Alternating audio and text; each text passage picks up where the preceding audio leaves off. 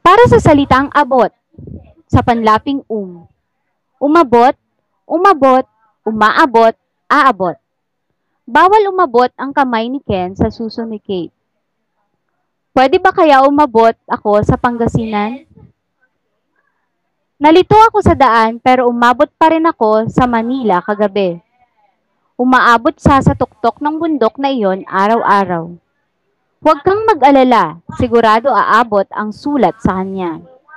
Para sa panlaping abutin, inabot, inaabot, aabutin. Habutin mo ang kondom na iyon.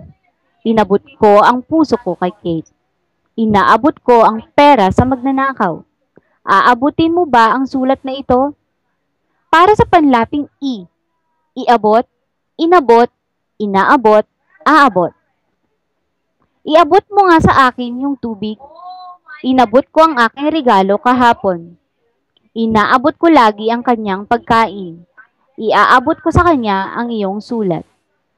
Para sa panlaping magpaabot, nagpaabot, nagpapaabot, magpapaabot.